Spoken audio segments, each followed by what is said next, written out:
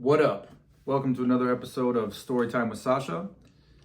The following story is one that took place in Minneapolis in 2021, and I call it Chicken Sacrifice.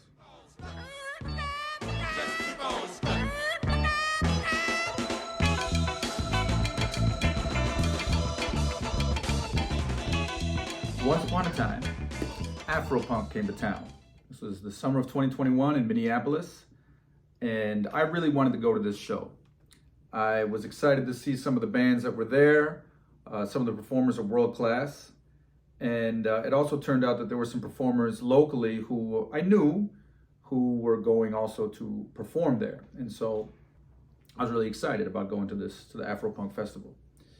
At the same time, I was worried that I might run into an ex of mine, and I didn't want to do that. I didn't want to deal with that. So what I did was I talked to my Chinese cosmology homeboy. So this is a shaman friend of mine who is deep into Chinese cosmology, and he deals with the auspices of the days and the years and the months. So I call him up. I'm like, hey man, this coming weekend, I'm trying to go to Afro Punk and kick it. You know what I'm saying? But I'm worried that I'm gonna run into you-know-who. And he's all like, oh dude, this coming weekend is the Oxboy Maiden weekend, brother. I'm like, oh shit, what does that mean? He's like, what that means, okay, is that this entire weekend is swirling with anything can happen chi. I'm like, anything can happen chi. I'm like, what does that mean? He's all like, dude, literally what I just said. Anything can happen chi. So I hear that and I'm worried. So I have an altar, which part of it you can see here off to my right. And I decided to consult what I would call the oracle, which are the spirits and gods that I call into my altar as best as I can, given the fact that I'm not a shaman nor a spiritual medium, and that I honestly have no fucking clue what I'm doing when I do that. So I sit and I pray to my altar. I'm like, yo, anything can happen, chi, Afro Punk. What should I do? Immediately, there's a voice in my head, all right? And it goes, blood sacrifice. Blood sacrifice. I'm like,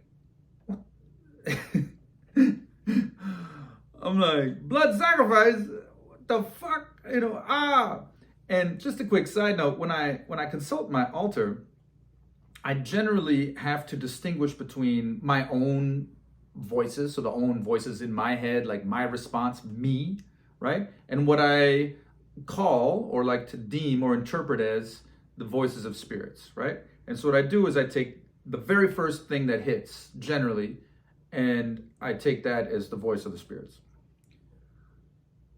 So this really sounded like some spirit shit to me. It was like, hey, blood sacrifice. I'm like, oh, god damn it. Anything can happen, chi, blood sacrifice. What am I do? Good thing is I got a witch homegirl. She calls herself a healer, but she's very witchy, very witchy. She's not just kind of witchy, she's extremely witchy. So I call her up. I'm like, hey girl. She's like, hey. I'm like, listen, check it. I'm trying to go to this Afro Punk festival, you know what I'm saying? But there's this anything can happen chi swirling around, right? So I consult my altar, and the altar was like, blood sacrifice. What do I do? And she's all like, honey, listen, okay? Blood sacrifice is the oldest sacrifice that we have known as humans. For thousands and thousands of years, we have practiced blood sacrifice. I'm all like, oh, okay, so do I like prick my finger? She's like, no. You don't want to put any of your blood onto your altar. Lord knows what you'll call it. And she's like, no. It's like, what you need is a chicken. I'm like, okay, cool. I'm like, that shouldn't be too hard. So the first thing I do is I call up these punk rock homegirls of mine who I know have chickens, right? They raise chickens for eggs that they sell at the markets and, give to people, stuff like that. I call them up. I'm like, hey, what's up? Listen, Afro Punk, anything can happen, chi, blood sacrifice. I need a chicken. What's good? And they're like, Sascha, listen, you're a great guy. We like you as a human. But no, you cannot have one of our chickens to sacrifice, fool. So I'm like, oh, shit. So I got to think of a different option.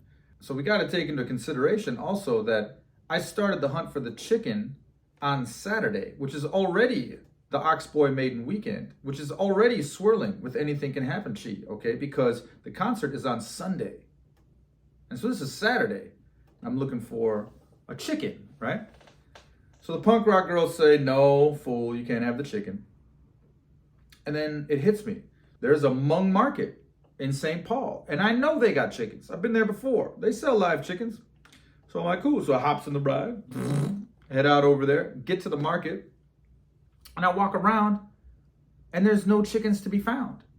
And I'm like, what happened? So I found a Laotian homie at the spot. And I'm like, hey, man, there used to be chickens here. What's the deal?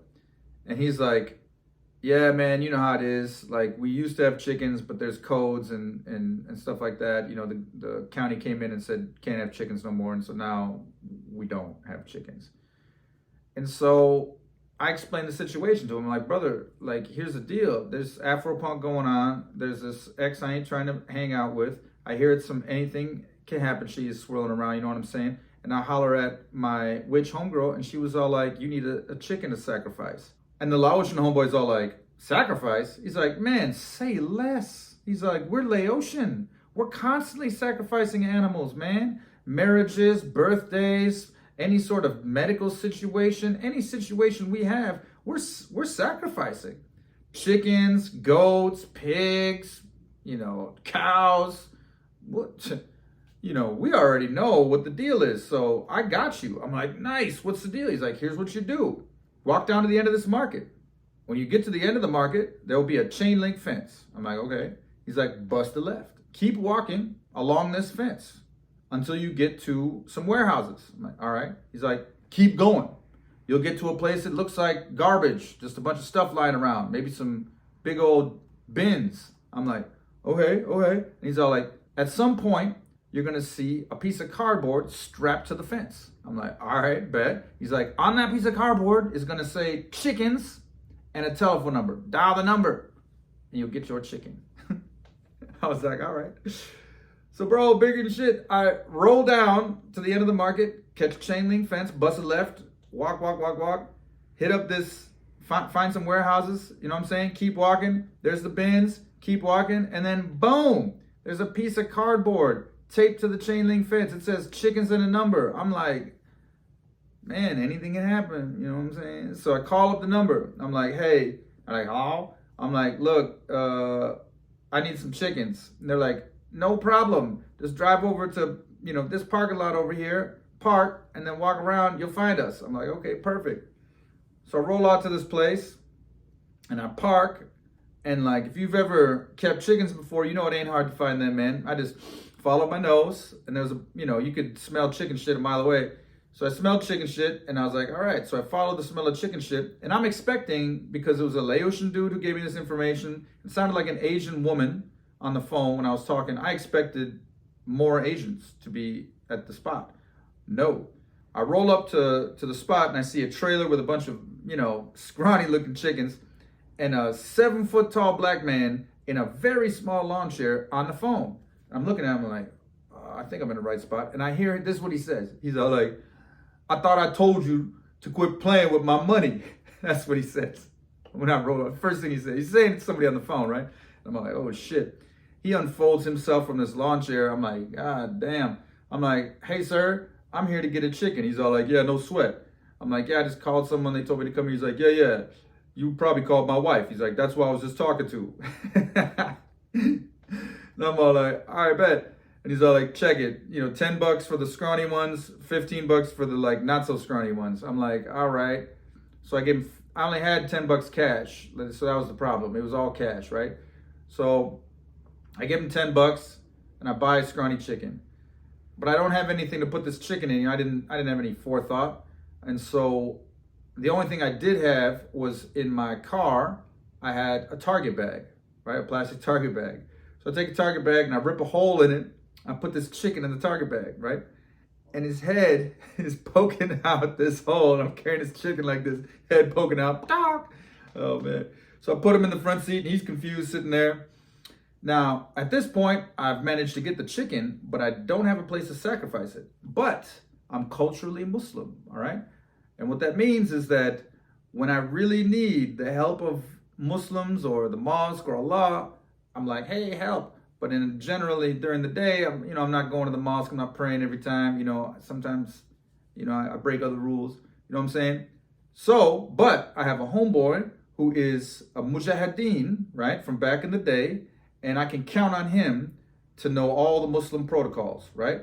So I hit him up, and I'm like, yo, Abu Samra, what's poppin'? He's all like, what's going on, brother? I'm like, look, you already know, man, I'm trying to go to this Afro Punk thing. I ain't trying to run into you-know-who. And so I hit up the homeboy, and he said, anything can happen, and then I hit up the homegirl, and she was like, you need to get a chicken. So I got this chicken I need to sacrifice, and I know the mosque will take chickens, and I figure you might know how to do it. And he's all like, no problem, brother. Come through. So I go and pick him up, right? Swoop in, and he jumps in the ride, and he's high as hell. And I'm like, man, we're going to the mosque, man. I'm like, you can't be this high. He's all like, brother, during the wars, I smoke hashish every day. If I show up to the mosque and I'm not high, God will not recognize me. So I was like, all right, man, straight. So we head over to the Somali mosque on Pillsbury. And the Somali mosque is a massive building that has like markets and shops on the bottom, offices and Lord knows what on the second and third floor. And then on the top floor, there's a parking ramp and a mosque and other things. There's all sorts of other things. Not only that, it has elevators throughout this complex going from the first floor to the third. Then this one goes from the second to the fifth. That one ends up in a parking space. So it's a really difficult place to navigate if you don't know it. So thank God Abu Samra knows his way around the mosque. At one point, the chicken got loose and ran off, and me and Samir had to chase it. You know what I'm saying? It ran under the car, and then it took off across the sidewalk. We had to catch this chicken. Thank God chickens are dumb as shit. So it wasn't that hard, but it did cause a little bit of panic. So we get to the mosque, right? And there's an office where the imam is hanging out. We go in there, and there's the imam sitting behind a desk, Abu Ibrahim. And I spare him the full story. I'm just like, hey, brother, we need to sacrifice a chicken. Can we do that here? And he's all like, no problem. I'm like, okay, cool. Do I need to give you like a note or something? Or do I need to say a prayer? He's all like, no problem. Do you have chicken? I'm like, yeah. So I show him the chicken, and he looks at it, he goes, And he puts it down. No problem. I'm like, all right, man, do we get a receipt? He's all like, no, don't worry. Everything is okay. And I'm like, okay. So me and Samir look at each other, and we leave, right? Now, at this point, it's Saturday evening, probably around 5:30. So I've managed to get a chicken. I delivered it to the mosque. This man is going to devote it to Allah and give it to most likely a needy family. And so I feel that my job is done. The next day, I'm going to Afro Punk, right? That's the plan. So me and Samir, we go to Bob's Java Hut on Lindale. And then while I'm sitting there, this homegirl I know from the gym, a beautiful brown woman, she's walking down the street. And I'm all like, hey girl, what's poppin'? And she's like, oh, hey, what's up? And she has a bag full of like clothing and jewelry. I'm like, what are you doing? She's like, I'm buying a bunch of clothes and jewelry because I'm going to Afro Punk tomorrow. I'm like, really? She's like, yeah. Not only that, my date skipped out on me, so I have no one to go with.